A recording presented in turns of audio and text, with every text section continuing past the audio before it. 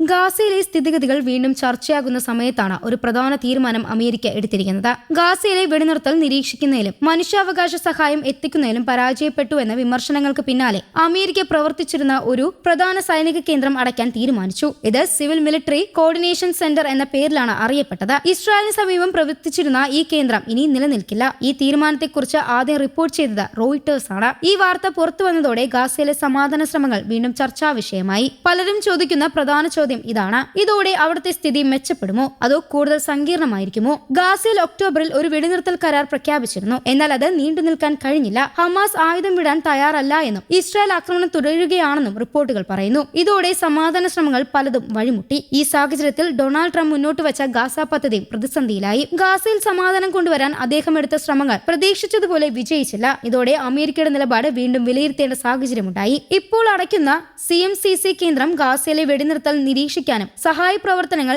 ഏകോപിപ്പിക്കാനുമാണ് രൂപീകരിച്ചത്. എന്നാൽ ഈ കേന്ദ്രത്തിന് യഥാർത്ഥത്തിൽ വളരെ പരിമിതമായ അധികാരങ്ങളാണ് ഉണ്ടായിരുന്നത്. ആയതിനാൽ അവിടെ നടക്കുന്ന സംഭവങ്ങളെ നേരിട്ട് നിയന്ത്രിക്കാനോ മാറ്റം വരുത്താനോ സാധിച്ചില്ലെന്നാണ് നയതന്ത്ര വിദഗ്ധർ പറയുന്നത്. ഇപ്പോൾ ഈ കേന്ദ്രത്തിന്റെ ചുമതലകൾ പുതിയൊരു സംവിധാനത്തിലേക്ക് മാറ്റാനാണ് അമേരിക്കയുടെ തീരുമാനം. അതാണ് ഇന്റർനാഷണൽ സ്റ്റെബിലൈസേഷൻ ഫോഴ്സ്. ഈ പുതിയ സംവിധാനം ഗാസയിലെ സുരക്ഷയും സഹായ പ്രവർത്തനങ്ങളും കൂടുതൽ ക്രമീകരിക്കാമെന്നാണ് അമേരിക്ക പ്രതീക്ഷിക്കുന്നത്. CMCC കേന്ദ്രത്തിൽ ഇപ്പോൾ ഏകദേശം 190 അമേരിക്കൻ സൈനികർ പ്രവർത്തിച്ചിരുന്നു. എന്നാൽ പുതിയ മാറ്റം വരുന്നതോടെ ഈ എണ്ണം വൻതോതിൽ കുറയും. ഇനി വെറും 40 സൈനികർ മാത്രമേ അവിടെ ഉണ്ടാകൂ. ഇതിലൂടെ അമേരിക്ക നേരിട്ടുള്ള സൈനിക പങ്കാളിത്തം കുറയ്ക്കുകയാണ്. അതിനു പകരം മറ്റു രാജ്യങ്ങളിൽ നിന്നുള്ള സിവിലിയൻ ഉദ്യോഗസ്ഥരെ ഉൾപ്പെടുത്താനാണ് ശ്രമം. ഇതൊരു അന്താരാഷ്ട്ര സഹകരണ പദ്ധതിയായി മാറ്റാനുള്ള ശ്രമമാണെന്ന് പറയാം. എന്നാൽ ഇതിൽ ഒരു വലിയ പ്രശ്നമുണ്ട്. ഗാസയിൽ സുരക്ഷാ ചുമതല ഏറ്റെടുക്കാൻ മറ്റു രാജ്യങ്ങൾ ഇതുവരെ താല്പര്യം കാണിച്ചിട്ടില്ല.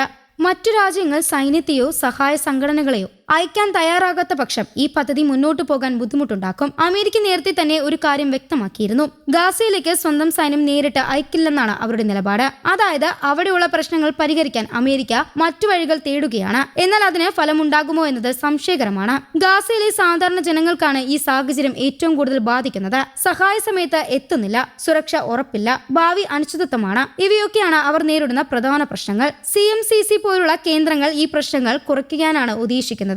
എന്നാൽ അതിൽ പൂർണ്ണ വിജയം നേടാൻ കഴിയില്ല. പല നയതന്ത്രജ്ഞരും വിദഗ്ധരും പറയുന്നത് ഈ കേന്ദ്രത്തിന് യഥാർത്ഥത്തിൽ വലിയ അധികാരം ഉണ്ടായിരുന്നില്ല എന്നതാണ്. ആയതിനാൽ വെടിനിർത്തൽ നടപ്പിലാക്കാൻ ഇവർക്ക് സാധിക്കില്ല.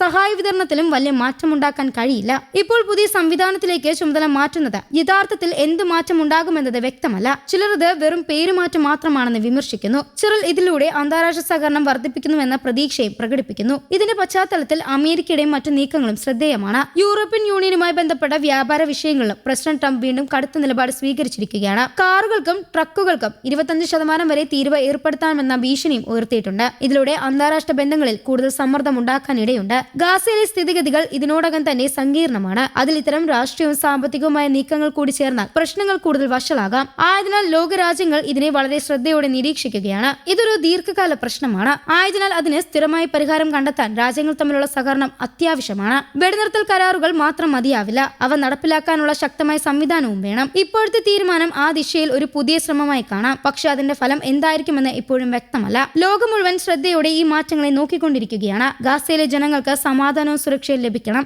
ആയതിനാൽ എല്ലാ രാജ്യങ്ങളും ചേർന്ന് പ്രവർത്തിക്കേണ്ട സമയമാണിത്. News desk Kerala Kaumudi.